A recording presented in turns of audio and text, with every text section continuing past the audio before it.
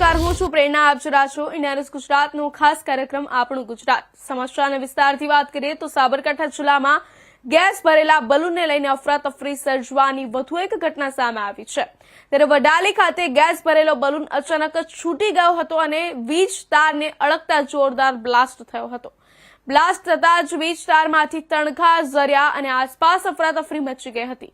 બ્લાસ્ટના તણખા નજીકમાં પાર્ક કરેલી કાર પર પણ પડ્યા હતા. ત્યારે ઘટના સ્થળે પેટ્રોલ પંપ નજીક હોવાને કારણે લોકોમાં દોડધામ મચી ગઈ હતી. ઘટનાની જાણ થતાં વડાલી પીઆઈ પઢેરિયા સહિત પોલીસ સ્ટાફ તાત્કાલિક સ્થળ પર પહોંચ્યો હતો. વડાલી પોલીસે ગેસ બલૂન વેચતા ફેરિયાઓ સામે સાવચેતીરૂપ કાર્યવાહી હાથ ધરી છે અને બલૂન ફૂલાવતા ફેરિયાઓના ગેસ સિલિન્ડર સહિતની તમામ વિગતો ચકાસવાની કાર્યવાહી શરૂ કરવામાં આવી છે.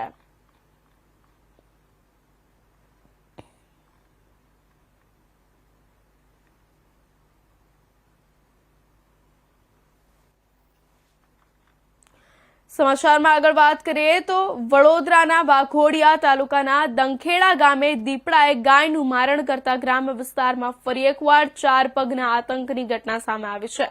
મધ્યરાત્રિએ ખેતરમાં બાંધેલા 2 પશુઓમાંથી 4 વર્ષની એક ગાયનું દીપડાએ મારણ કરી નાસી છૂટ્યો હતો. મૃતક ગાય પશુપાલક શાંતિલાલભાઈ પરમારની હોવાનું જાણવા મળ્યું છે. ઘટના સ્થળે મળેલા દીપડાના પગલાના નિશાન પરથી ખેડૂતોએ 1 થી વધુ દીપડાની હાજરી હોવાનો અંદાજ લગાવ્યો છે. આ ઘટનાને પગલે પશુપાલકો તેમજ ખેડૂતોના રાત્રિના સમયે ખેતરોમાં જવા અંગે ભારે ભયનો માહોલ છવાયો છે.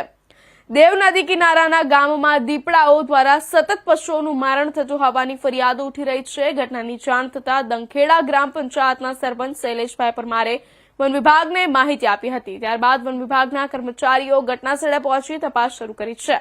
નોંધનીય છે કે વન વિભાગ છેલ્લા લાંબા સમયથી દીપડાને પાંજરે પૂરવાની મહેનત કરી રહ્યું છે, પરંતુ ચતુર દીપડો હજુ સુધી પકડાયો નથી અને વન વિભાગની ટીમને સફળતા મળી નથી.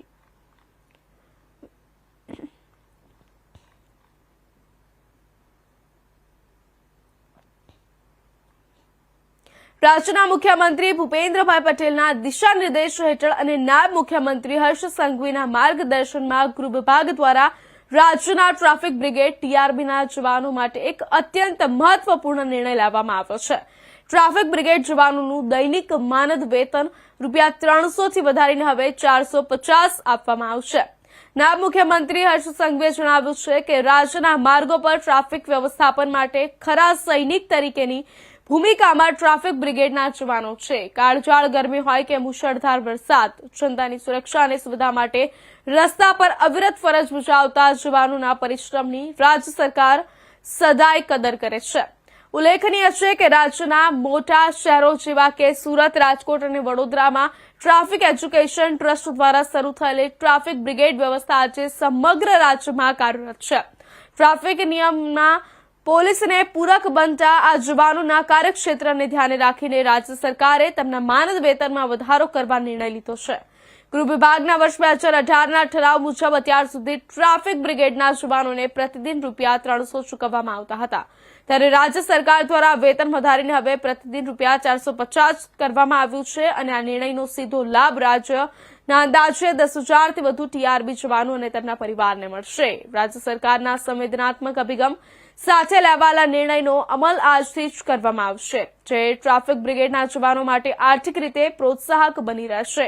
ત્યારે વેતનમાં વધારો થતા સુરતમાં ટ્રાફિક જવાનોએ વાહન ચાલકોને મીઠાઈ ખવડાવી પોતાની ખુશી જાહેર કરી હતી.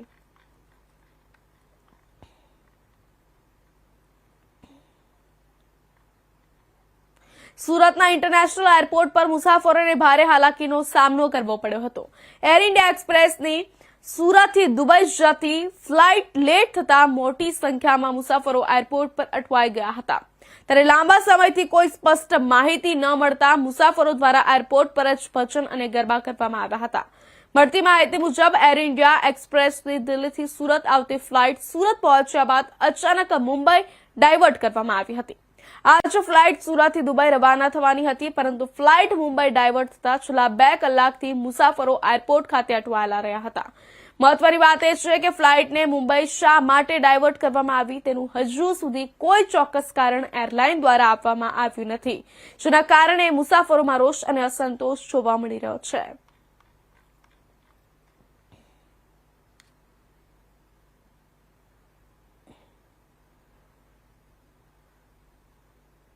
સમાચારમાં આગળ વાત કરીએ તો આજવા રોડ પર આવેલા મહાવીર હોલ 4 રસ્તા પાસે દિવાલ ધરાશાયી થવાની ઘટના સામે આવી છે. પરિવાર વિદ્યાલયની પાછળ આવેલા મહાવીર સોસાયટીમાં જૂનું મકાન તોડી જૈન સંઘ દ્વારા નવું જૈન ઉપાશ્રય બનાવવાનું કામ ચાલી રહ્યું હતું. ત્યારે અચાનક મકાનની દિવાલ ધરાશાયી થઈ ગઈ હતી. દિવાલ ધરાશાયી થતા ત્યાં કામ કરી રહેલો એક મજૂર દિવાલ તળે દટાઈ ગયો હતો અને ઘટનાની જાણ થતા ફાયર વિભાગને કોલ કરવામાં આવ્યો હતો. બાદમાં ફાયર વિભાગે તાત્કાલિક રેસ્ક્યુ કામગીરી હાથ ધરી હતી. ઝડપી રેસ્ક્યુના કારણે દટાયેલા મજૂરનો જીવ બચી ગયો હતો અને ઇજાગ્રસ્ત મજૂરને પગમાં ઈજા થતા 108 એમ્બ્યુલન્સ દ્વારા સારવાર માટે હોસ્પિટલમાં ખસેડવામાં આવ્યો હતો. ઘટનાને પગલે પોલીસ 108 અને ફાયર વિભાગના લશ્કરો ઘટનાસ્થળે પહોંચ્યા હતા.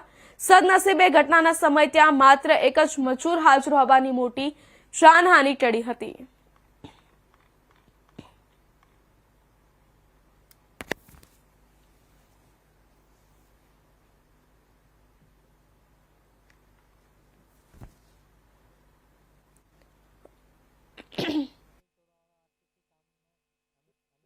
શું થયું તું ભાઈ અને આ દિવાલ પડી છે? આ દિવાલ તોડવાવાળો આરસીસી કામનો એ કારીગર હતો. અમે બીજી સાઈડ પર હતા, ત્યાંથી ધરાશાયી થયું એટલે અમે જોવા માટે દોડીને અહીંયા આવ્યા. એટલે ઘટના અહીંયા દિવાલ તળે વ્યક્તિ દબાયેલો હતો અને જોયું ત્યારે દબાયેલો હતો. બહુ પબ્લિક અહીંયા આવી ગઈ હતી ને એને બચાવવા માટે અમે બી બહુ કોશિશ કરી હતી. અત્યારે એની હાલત કેવી છે? અત્યારે એની હાલત આમ બોલતો હતો એટલે એનાથી દિવાલ એક ઓછામાં ઓછી 6-7 ઇંચ ઊંચી હતી એટલે એના કારણે બચી ગયો. બીમ હતો ને એના બીમને હિસાબે દિવાલ અધર રહી ગઈ ને એના હિસાબે બચી ગયો એ વ્યક્તિ. અત્યારે માણસ અહીંયા કામ કરતા હતા? એ માણસ આજે નતા, બપોર પછી.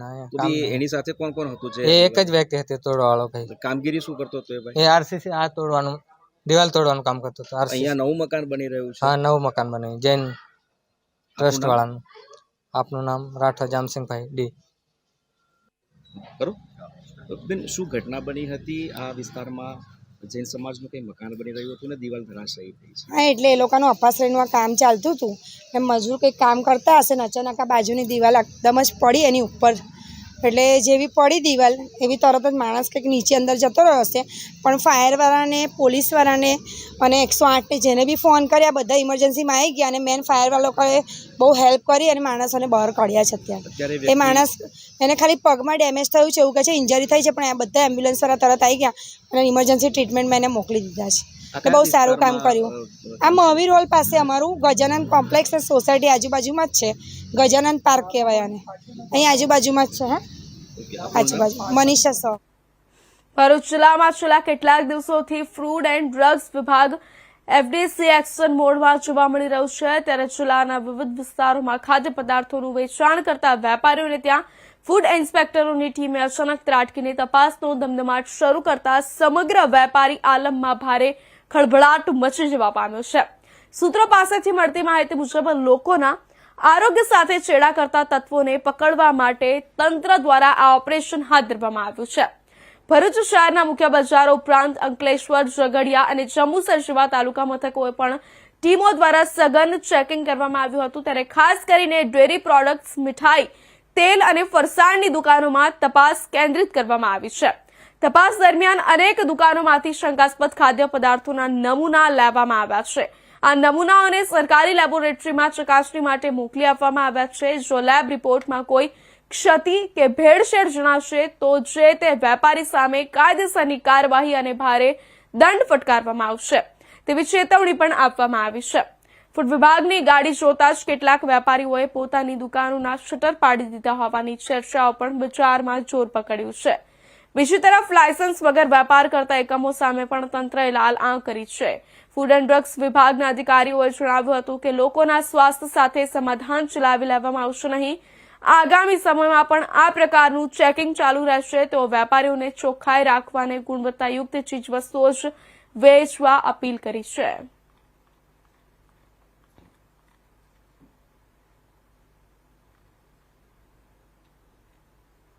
સુરતના કતારગામ ધનમોરા 4 રસ્તા નજીક બનેલી બિલ્ડરની હત્યાના કેસમાં કતારગામ પોલીસે ઝડપી કાર્યવાહી કરી 3 આરોપીઓની ધરપકડ કરી છે. જેના મુખ્ય આરોપી અજય સોલંકી હજુ પોલીસ પકડથી દૂર છે. ગતરોજ ધનમોરા 4 રસ્તા નજીક આવેલા જેકેપી નગર સોસાયટીમાં સરથાણા યોગી ચોકમાં રહેતા બિલ્ડર વિપુલ મંડાણીની ચપ્પુના ઘા ઝીકી હત્યા કરવામાં આવી હતી. હત્યા બાદ આરોપીઓ ફરાર થઈ ગયા હતા, પરંતુ પોલીસે ગણતરીના સમયમાં જ તપાસ તેજ કરી 3 આરોપીઓને ઝડપી લીધા હતા. ધરપકડ કરાયેલા આરોપીઓમાં હિતેશ સોલંકી, અશ્વિન સોલંકી અને એડવોકેટ પ્રફુલ્લ સોલંકીનો સમાવેશ થાય છે. પોલીસે પ્રાથમિક તપાસમાં હત્યા પાછળ આર્થિક રૂપિયાની લેણદેણ હોવાનું સામે આવ્યું છે. જોકે અનૈતિક સંબંધો પણ હત્યાનું મૂળ કારણ હોઈ શકે તેવી આશંકા વ્યક્ત કરવામાં આવી રહી છે. પોલીસ તપાસ મુજબ હત્યાના પૂર્વે આરોપી પ્રફુલ્લ સોલંકીએ સીસીટીવી કેમેરાનું ડીવીઆર ગાયબ કરી દીધું હતું. જે ડીવીઆર પોલીસે બાદમાં કબજે કર્યું છે. પોલીસના જણાવ્યા અનુસાર બિલ્ડર વિપુલ મંડાણી આરોપીઓને મળવા સ્થળ પર આવ્યા હતા, જ્યાં બોલાચાલી બાદ આરોપીઓએ જીવલેણ હુમલો કર્યો હતો અને બિલ્ડરનું ઘટના સ્થળે જ મોત થયું હતું. આ સમગ્ર ઘટનામાં કુલ 5 થી 6 આરોપીઓ સંડોવાયેલા હોવાનું સામે આવ્યું છે, જેમાંથી હાલ 3ની ધરપકડ કરવામાં આવી છે. પોલીસે પકડાયેલા આરોપીઓને સાથે રાખીને ઘટનાનું રિકન્સ્ટ્રક્શન કરી સ્થળ પર પંચનામું કર્યું છે તથા આરોપીઓને કાયદાનું ભાન કરાવ્યું છે. હાલ કતારગામ પોલીસે મુખ્ય આરોપીની શોધખોળ સહિત વધુ તપાસ હાથ ધરી છે.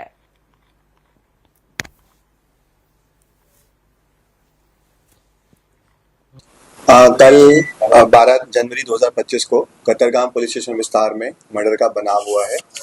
तो बनाव ऐसा है कि जो विक्टिम है जिनका डेथ हुआ है उनका नाम है विपुल भाई रवजी भाई मांडानी. उनकी उम्र 47 वर्ष है.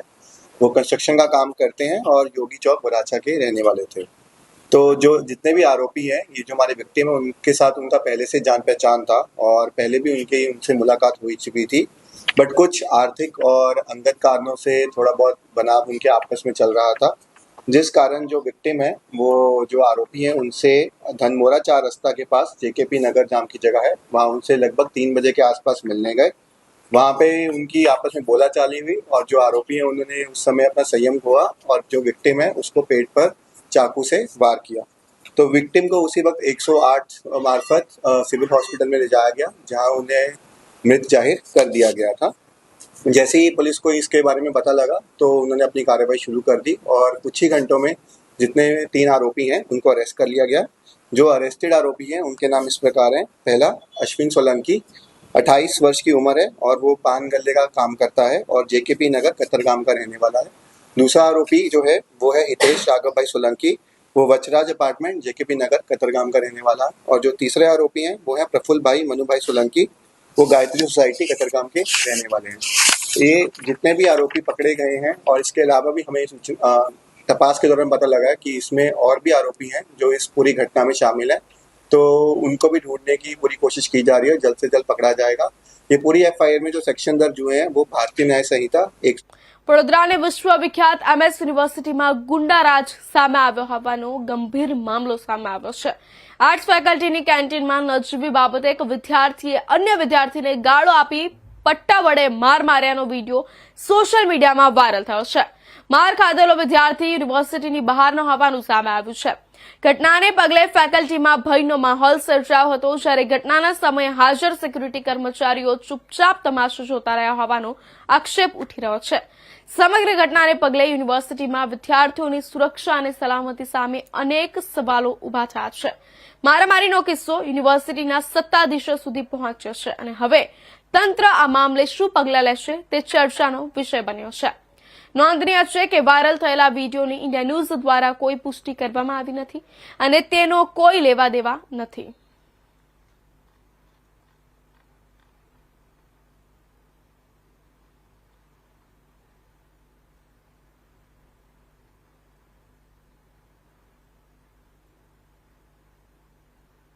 વડોદરા શહેરમાં આવેલી ગોત્રી GMERS હોસ્પિટલ કેટલાક દિવસથી વિવાદોમાં ઘેરાયેલી છે.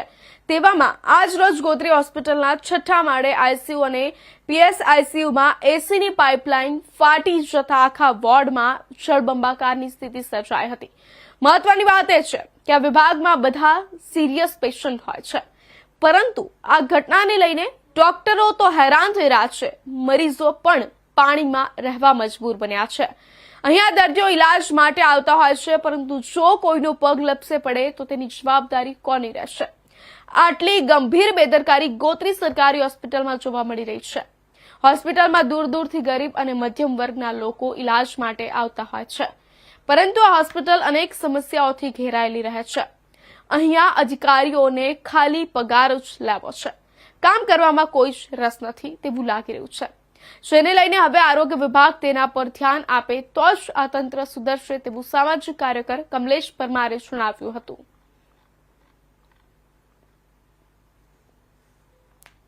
હોસ્પિટલ અવારનવાર વિવાદોમાં આવતી હોય છે, ત્યારે ખાસ કરીને આજરોજ ગોત્રી જનરલ હોસ્પિટલમાં 6ઠ્ઠા માળે જે એસીનો જે પાઇપ ફાટી જતા આખી ગોત્રી હોસ્પિટલની અંદર પાણી જોવા મળ્યું હતું. ઘણા જે દર્દીઓ છે આ દર્દીઓ ઇમરજન્સી દર્દીઓ હતા, એટલે ક્યાંક ને ક્યાંક લાગી રહ્યું છે કે મેન્ટેનન્સ ડિપાર્ટમેન્ટ આડેધડ કામગીરી કરી રહ્યું છે, જેના કારણે હાલમાં જે ગોત્રી જનરલ હોસ્પિટલમાં અફરાતફરી જેવો માહોલ પણ સર્જાયો હતો. એટલે ખાસ કરીને જ્યારે ઇમરજન્સી પેશન્ટો હોય અને ઇમરજન્સી પેશન્ટોની સારવાર ચાલતી હોય ત્યારે ક્યાંક ને ક્યાંક જે સ્થળ તપાસ માટે પણ ઉચ્ચ કક્ષાના અધિકારીઓ પણ સ્થળ તપાસમાં રહેવું જોઈએ, સાથે સાથે નિરીક્ષણ કરવું જોઈએ. પરંતુ ક્યાંક ને ક્યાંક લાગી રહ્યું છે કે ગોત્રી જનરલ હોસ્પિટલ અવારનવાર વિવાદમાં આવતી હોય છે, ત્યારે ખાસ કરીને સુપ્રિન્ટેન્ડન્ટ સાહેબ, આરએમઓ સાહેબ આને સંપૂર્ણ જાત તપાસ કરે અને આવા અધિકારીઓ, લેભાગુ અધિકારીઓ જે ખોટી કામગીરી કરતા હોય છે, જેના કારણે અવારનવાર ગોત્રી જનરલ હોસ્પિટલનું નામ ખરાબ થતું હોય, ત્યારે આવા અધિકારીઓને તાત્કાલિક ધોરણે સસ્પેન્ડ કરવામાં આવે અને જે તે જવાબદાર વ્યક્તિઓને નોટિસ ફટકારવામાં આવે તેવી અમારી ખાસ માંગણી. માઉન્ટ આબુની તિબ્બત માર્કેટમાં ફરી એકવાર ઈમાનદારીનું ઉમદા ઉદાહરણ સામે આવ્યું છે. રવિવારના રોજ આબુ રોડની મઢિયા પરિવારની એક મહિલા પોતાના પરિવાર સાથે માઉન્ટ આબુ ફરવા આવી હતી. ફરવા દરમિયાન તેઓ તિબ્બત માર્કેટ પહોંચ્યા, જ્યાં ખરીદી કરતી વખતે શોપ નંબર 22 ની બહાર મહિલાના હાથમાંથી અંદાજે 2 લાખ રૂપિયાની કિંમતની સોનાની ચૂડી પડી ગઈ હતી. આ ચૂડી તિબ્બત માર્કેટની દુકાન માલિક તેંજિન નોરકીને મળી હતી. ચૂડી મળતાની સાથે જ તેમણે તિબ્બત માર્કેટના અધ્યક્ષ યોગશન ડોલમા સહિત અન્ય પદાધિકારીઓને જાણ કરી હતી. સોનાની ચૂડીની કિંમત વધુ હોવાથી તેને તિબ્બત માર્કેટના કાર્યાલયમાં સુરક્ષિત રીતે રાખવામાં આવી હતી. તેમજ સીસીટીવી કેમેરાની મદદથી ચૂડી ગુમાવનાર મહિલાની શોધ શરૂ કરવામાં આવી હતી. આજે સવારના સમયે આબુ રોડની મહિલાનો ફોન આવ્યો હતો, જેમાં તેમણે સંભાવના વ્યક્ત કરી હતી કે સનસેટ સાઇડ વિસ્તારમાં 4 દુકાનો પર કપડાં ખરીદતી વખતે કપડાં પહેરતા સમયે તેમની ચૂડી પડી ગઈ હોઈ શકે છે. ત્યારબાદ તિબ્બત માર્કેટના વેપારીઓ અને અમારા સંવાદદાતાએ મહિલાની ઓળખની ખાતરી કરી અને સોનાની ચૂડી યોગ્ય માલિકને પરત સોંપવામાં આવી. जिस प्रकार से हम तिब्बतियन मार्केट में हैं, इस मार्केट ने कई ईमानदारी के परिचय दिए हैं, जहाँ लाखों रुपए लोग छोड़ जाते हो. अभी हाल ही में 50,000 की एक घटना हुई थी, पर्यटक को इन्होंने लौटाए थे. 3 दिन पहले इनकी दुकान के सामने एक सोने की चूड़ी गिर गई और कहीं ना कहीं जिस प्रकार से आज मेरे मित्र से फ़ोन आया कि मेरा इस प्रकार से घटना हुई है, मैं इनसे मिला और कहीं ना कहीं इन्होंने ये जिस प्रकार से ये सोने की चूड़ी लौटा रहे हैं, आज की तारीख में आसमान छू रहे हैं भाव जो है सोने के, और कहीं ना कहीं इन्होंने ये ईमानदारी का परिचय दिया. क्या बताइए आप, किस प्रकार की ये घटना हुई थी? ये 2-3 दिन पहले इधर हमारे मार्केट मेरे दुकान के बाहर हुआ था, तो मुझे मिला ये समय का, मैं स्टाफ को सामान नहीं दिया. किसी कस्टमर ये 2 दिन के बाद हमारा आने बैग मेरे पास फ़ोन आया, इसलिए हम इनको दे रहे हैं. हमारा टिबेटन मार्केट में जो भी चीज़ छोटा से बड़े से लेकर सब चीज़ जो भी छूट है हम दे देते हैं कस्टमर को. कोई ये नहीं है हमारे पास. कभी पहले भी क्या घटना हुआ? पहले भी ऐसा किसी हमारा मेरा पड़ोसी के पास भी 1-2 महीना पहले पर्स छूटा था 50,000, वो भी हमने दे दिया. हमारे पास जो भी चीज़ छूट है तो हम दे देते हैं, कोई ये नहीं. जिस प्रकार से इन्होंने ये ईमानदारी का परिचय दिया है, कहीं ना कहीं तिब्बत मार्केट का नाम जाना जाता है कि अगर कोई चीज़ भी अगर भूल जाते हैं तो उनको लौटाना इनका फ़र्ज बनता है, और आज ये हमें ये सोने का कड़ा लौटा रहे हैं. कैमरा पर्सन सुनील आचार्य के साथ अनिल अरन, इंडिया न्यूज़.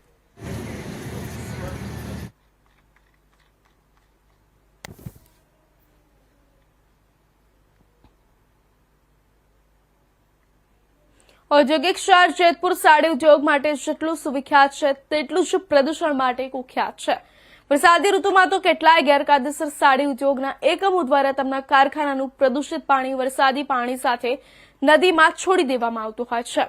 પરંતુ અત્યારે વરસાદી ઋતુ નથી કે નથી ક્યાંય માવઠું પડ્યું, તેમ છતાં કેરાળી ગામ પાસેથી પસાર થતી ભાદર નદીમાં એકાએક પાણીનો પ્રવાહ વધી ગયો છે, જેને કારણે ભાદર નદી ફીણના ગોટે ગોટાથી છવાઈ ગઈ છે. તેમ કાશ્મીરમાં શિયાળામાં બરફ પડે છે, તેમ કેરાળી ગામમાં બરફ પડ્યો હોય તેવો નદીમાં ફીણનો માહોલ સર્જાયો છે.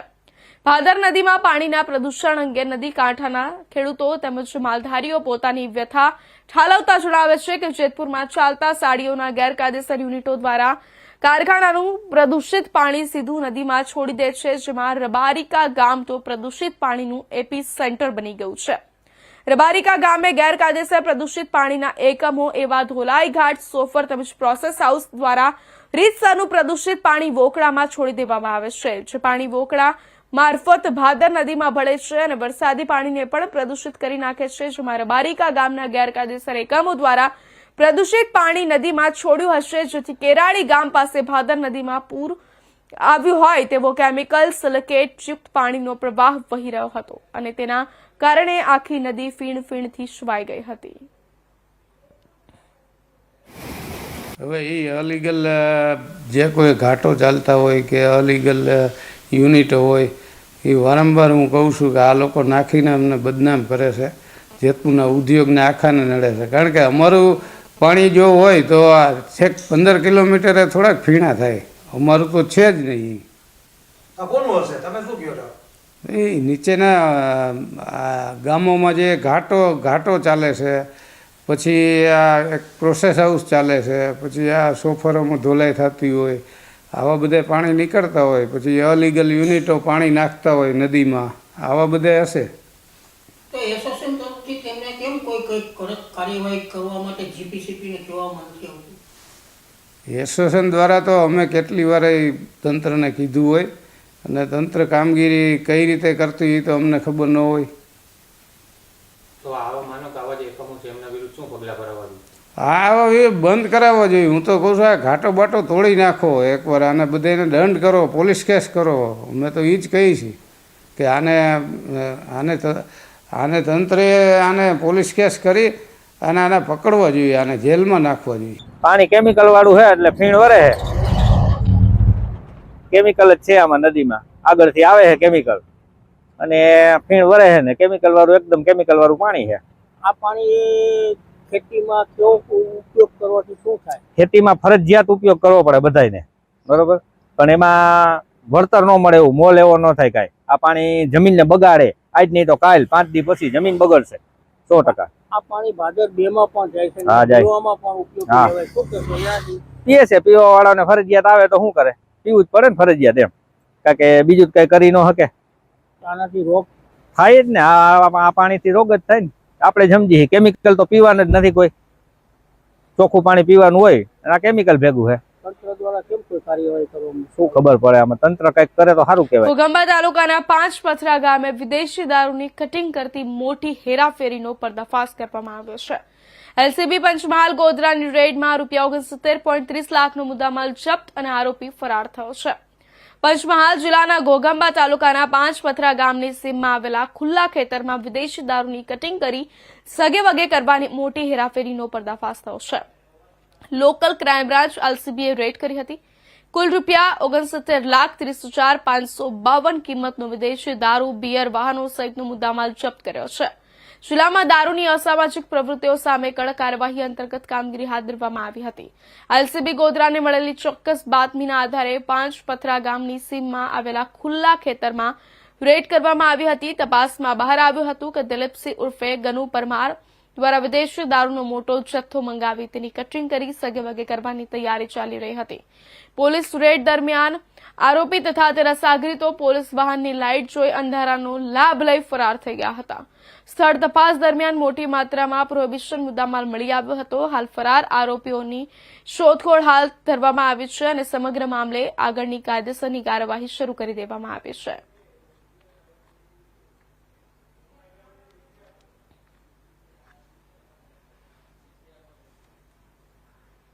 તો આ તો અત્યાર સુધીના મહત્વના સમાચાર. વધુ સમાચારો માટે જોતા રહેજો ઇન્ડિયા ન્યૂઝ ગુજરાત.